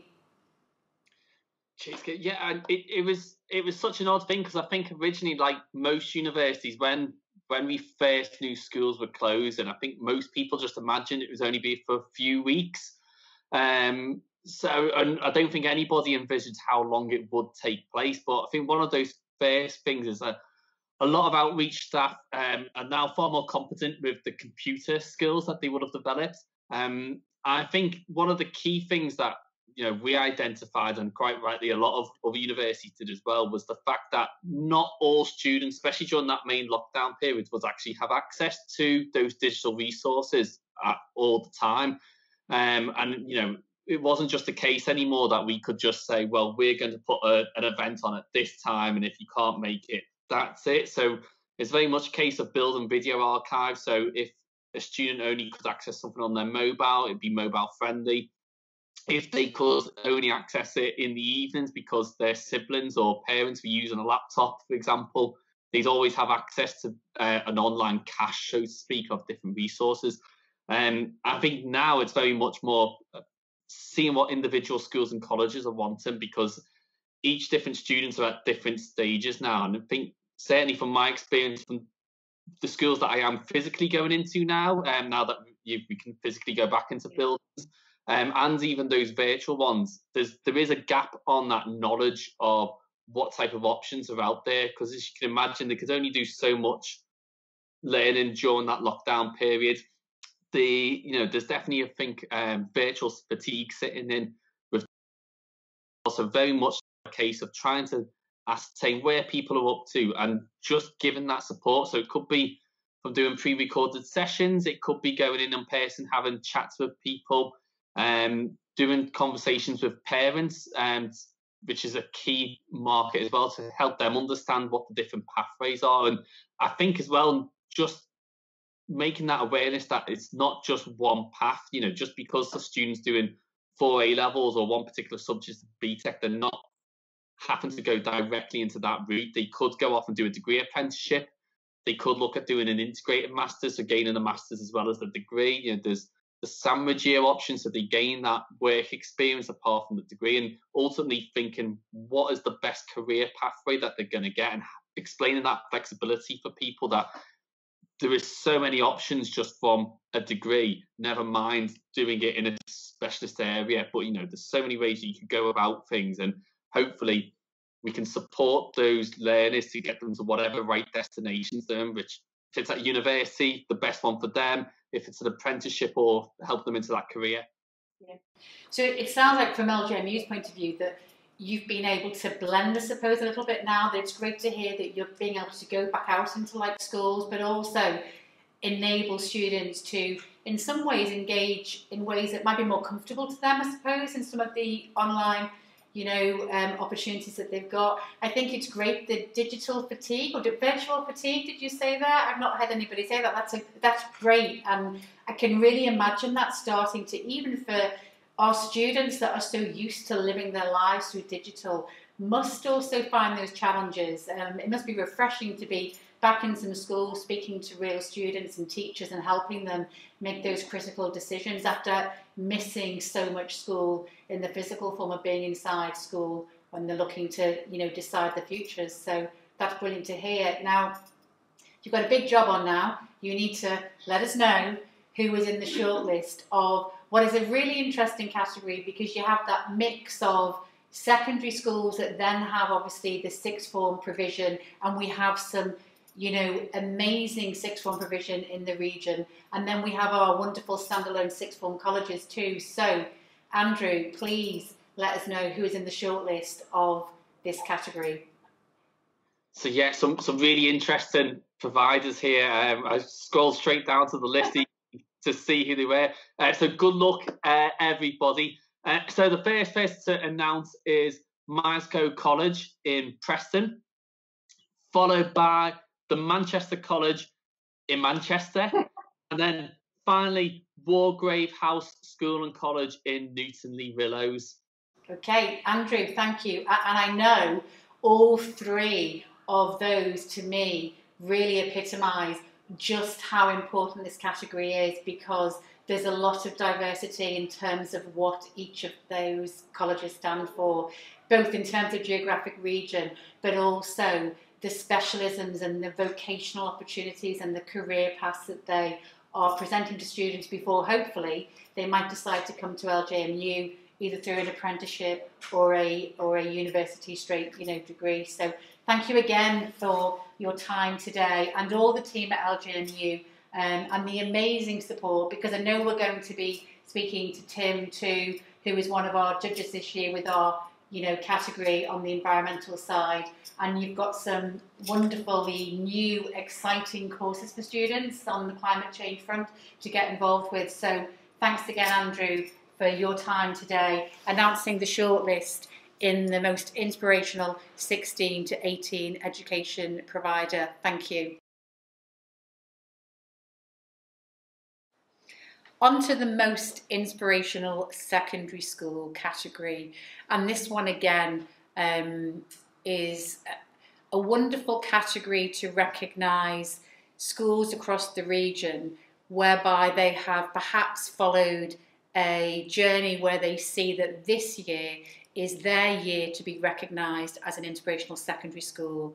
And every year we see incredible entries from across the region of our secondary schools. And aptly so, the sponsor of this category is Winstanley College, and I'm delighted to have Louise Tipping, the principal of Winstanley College, here with me today to announce the shortlist of this category. So, Louise, hello. Hello, Kim. How are you? Battling on, thank you. Surviving, yeah, thank you. Okay, so Winstanley College, you have so generously sponsored this category, and I know many years ago, before sponsoring, you submitted entries as Winstanley College. You have performed at the awards before as Winstanley College. We have had a long relationship with you, and your college stands for so much academically and so much more in terms of what it represents for the region in that provision. Post education from secondary school. I know that this was the category that you were so keen to support and have so generously supported for us and allowed us to recognise the most inspirational school year on year. So over to you. Say whatever you want to say, and then please let us know, because it's always a biggie, this one, who has made it into the shortlist this year. Yeah, thank you, Kim, and thank you very much for that really kind review. We are absolutely delighted to sponsor this category, because we understand in this year of all years particularly just how important schools are, how important they are, not just as centres for aspiration for young people and for delivering education, but also as really important places where young people can gather safely together to learn, to socialise safely, and where their mental health is taken very seriously indeed. So we're absolutely delighted to be sponsoring this category. And just recognising the really inspirational work that each one of these schools each and every day puts into supporting and inspiring their students. Would you like me to read the shortlist? I would, yes. Please. Okay. So the shortlist for the most inspirational secondary school is Archbishop Blanche School in Liverpool, Litherland High School in Secton, Stockport Academy, and the Barlow Roman Catholic High School in Manchester. Oh, fantastic, Louise. And how wonderful to have 4 really strong contenders of schools there across the region, all different for their own reasons. And I know from where Winstanley sits, and you kind of sit in between the Manchester, the Lancashire, the Nosey, the Liverpool City region, it's fantastic to know that we have got 4 schools in that shortlist that represent the full geographical region. And I'm sure right now, watching this, they will be excited that they've made it into that list, and obviously keeping fingers crossed for when we finally get to roll out the red carpet and welcome all those schools to celebrate what is often a long journey of when they feel that they're ready to say, it is our moment. Please recognise us as most inspirational secondary schools. So thank you, Louise, again for your time, and for Winstanley College once again sponsoring this such an important category of most inspirational secondary school. And Louise touched on it herself. It's always a big category, and even more so this year, to recognise what schools have continued to do and will continue to do as we go forward. So Louise, thank you once again, and stay safe, and we wish all your students well as they come up to big things happening over the next 12 months for them with exams for year 13. So thank you again. So now it is time for our category, Most Inspirational Primary School. And again, as with the secondary, this is a massive category for our schools. And our primary schools get so excited to tell us about the inspirational things that they are doing, and often the inspirational journeys that they have followed as a school. And this year, as with all our categories that we have already gone through, we are touched by the number of entries into the awards and the depth of those entries, and just how these schools have had half the year when they've been in school and maybe planned a submission, and then being able to show us just how they've responded to the crisis and how they have been able to enable those schools to still be inspirational even when they've had not all their children inside the school. I'm delighted to have with me today Andy Kent, who is the founder and Chief Executive Officer of Angel Solutions, who is sponsor of this category. So I'm going to go live to Andy right now. Hello, Andy. Hello, Kim. Hello. Now, the outfit, it is wonderful. Explain more, please. Well, obviously with our circus-themed offices, which of course we've not been able to use very much this year, especially during the ultimate lockdown months, but I don't miss any opportunity to put on my Greatest Showman outfit. We've missed a Big Bang this year, which obviously I present each year. And of course, we always look forward to this fantastic Educate Awards at the Cathedral. I think it's such a fantastic event. So the least we could do is at least dress up a little bit. I thought you have, Kim. And it feels a little bit like I'm doing something on Eurovision here. Maybe you want to hear what my votes are. But yes, absolutely. The Greatest Showman is still here, even though we're all remote on lockdown.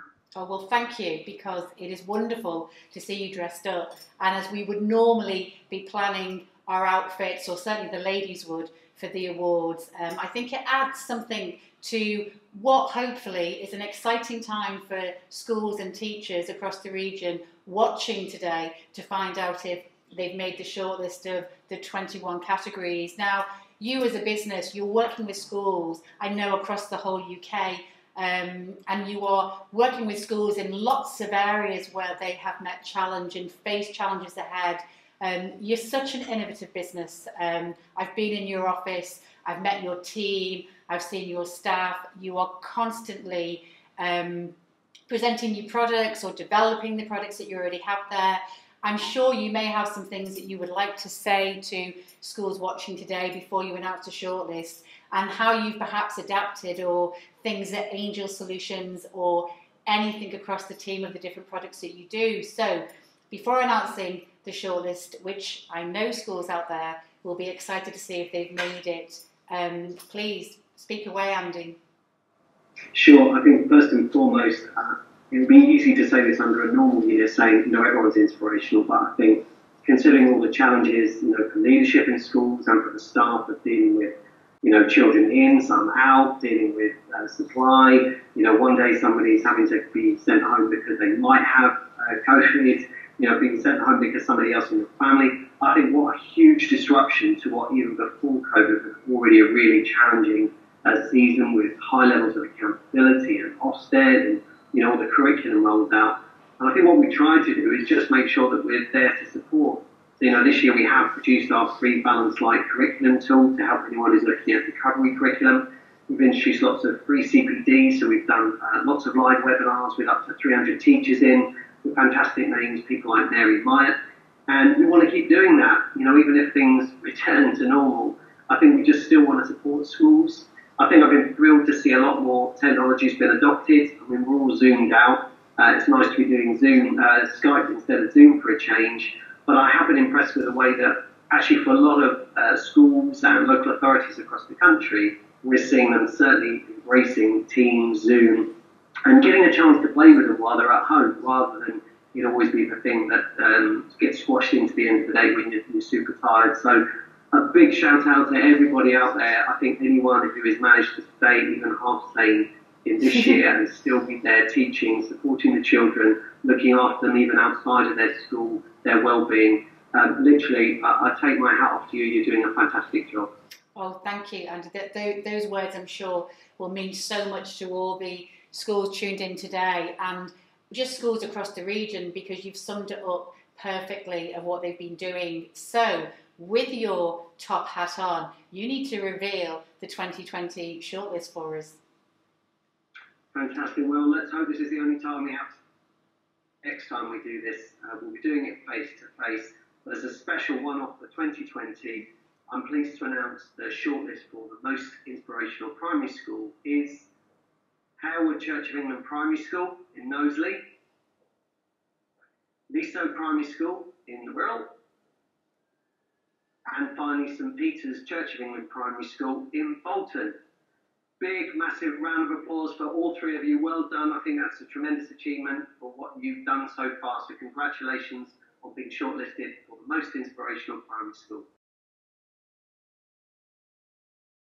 Before we reveal the final category, I would just like to thank everybody for watching what has been the first live premiere of the Educate Awards shortlist.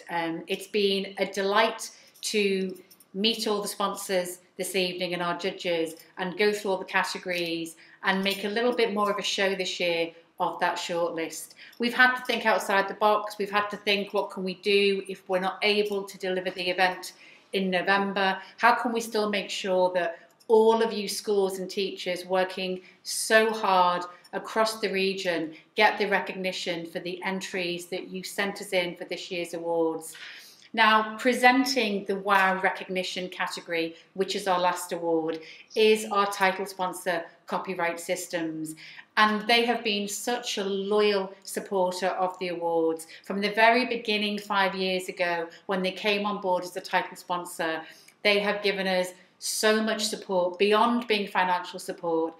In addition to that, giving us the encouragement, talking to us, and making sure that we're able to deliver the amazing event that we do year on, year out in the cathedral. So I'm going to go live now to Tom Doyle, who is Managing Director of Copyright Systems, and catch up with him so that he can reveal the final award of this presentation and the successful schools that have made it to this year's shortlist. So, Tom, hello.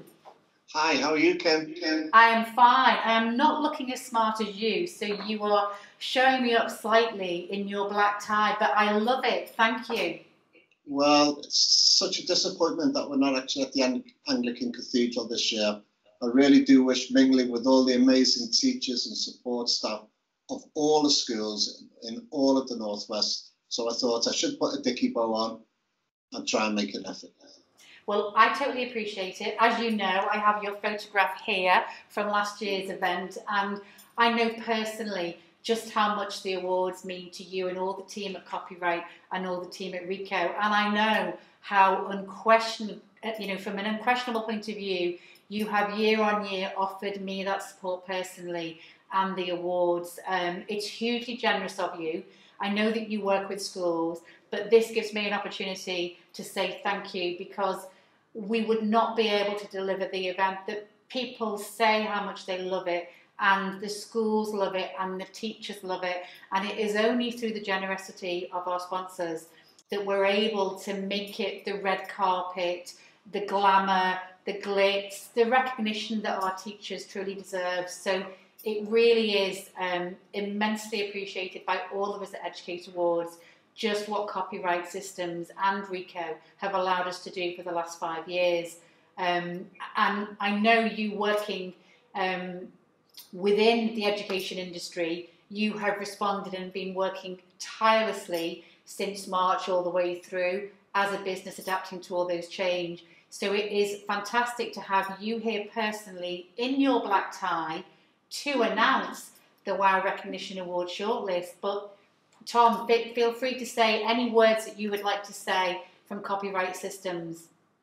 Well, firstly, Kim, it's been an honour, an absolute honour to be lead sponsor of the Educate Awards. And you're quite right, we are in our 5th year. Every year has been amazing, and every year has outshone the previous year. So congratulate you and your team at the Educate Awards, and all the teachers who turn up looking absolutely amazing. And I've got great pleasure in obviously telling the shortlist of the WOW Recognition Award. Whenever you'd like me to reveal the shortlist, I'm only too happy to. Well, this is always a biggie on the night. It's the last award. Everybody has already watched the 20 before, and I'm sure there are schools there waiting, Tom, now, perhaps if they haven't made it in another category, to find out if they are on your list. So please reveal away. Okay, Kim, I'm really happy and honoured to show the shortlist of the WOW Recognition Award. The first school is Ellesmere Port Catholic High School. The second is St John Rigby College in Wigan. The Barlow RC High School in Manchester, the Hollands in Lancashire, and the Manchester College. Good luck to every one of you guys. You do a tremendous job. Well, that is fantastic. 5 schools in that final category of the WOW Recognition Award, announced by our wonderful lead sponsor, Copyright Systems, and their Managing Director, Tom Doyle.